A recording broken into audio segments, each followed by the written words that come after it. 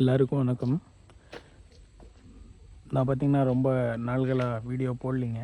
இது பார்க்கக்கூடிய ஃபீல்டு பார்த்திங்கன்னா இன்டர்மங்களா வெரைட்டிங்க. இது பார்த்திங்கன்னா ஒரு 7-8 வருஷம் மரம் இருக்கலாம் இருக்குது. நானே பார்த்திங்கன்னா ஒரு 4-5 வருஷமாக ஃபீல்டு மெயின்டைன் பண்ணிகிட்டு இருந்தேங்க.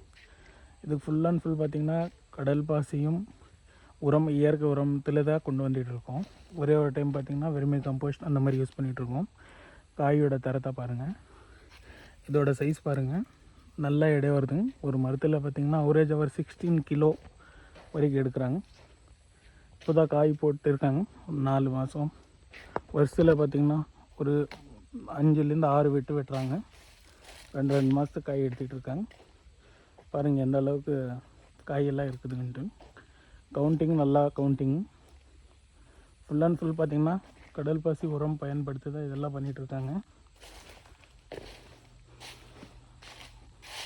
கொள்ளையோட கவுண்டிங்கும் நல்லா இருக்குது. இதெல்லாம் பார்த்திங்கன்னா ஒரு 6லேருந்து 7 வருஷம் பார்க்குறதுங்க. சைஸ் பார்த்திங்கன்னா நல்லா வெயிட்டுங்க. இடையே ஒரு 16 kg 17 kg ஒரு மரத்துக்கு பார்த்திங்கன்னா அவரேஜாக வருதுங்க. கொள்ளையோட கவுண்டிங் பார்த்திங்கனாலும் நல்லா இருக்குதுங்க.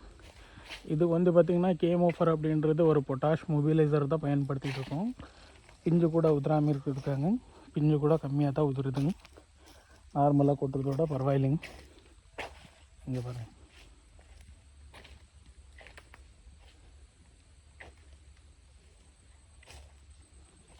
கொள்ளையோட கவுண்டிங்கும் நல்லா இருக்குதுங்க. காய் நல்லா எடை வருதுங்க. ஃபுல் அண்ட் ஃபுல் பார்த்திங்கன்னா பயோவில் தான் பயன்படுத்துகிறாங்க. பிஞ்சு உதிர்றதெல்லாம் ரொம்ப கம்மியாக இருக்குதுங்க. பிஞ்சு உதிர்றதெல்லாம் ரொம்ப கம்மியாக இருக்குது. வளர்ச்சியும் பார்த்திங்கன்னா அவரேஜாக தான் இருக்குதுங்க. அந்தளவுக்கு வளர்ச்சியும் போகலிங்க, ஒன்றும் போகலிங்க. நீங்கள் பார்க்குறீங்க எல்லா மரத்துலேயும் இப்படி தான் இருக்குதுங்க.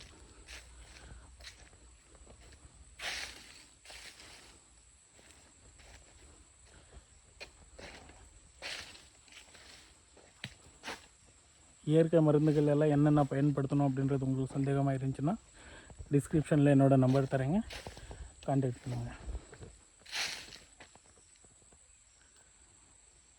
Thank you friends.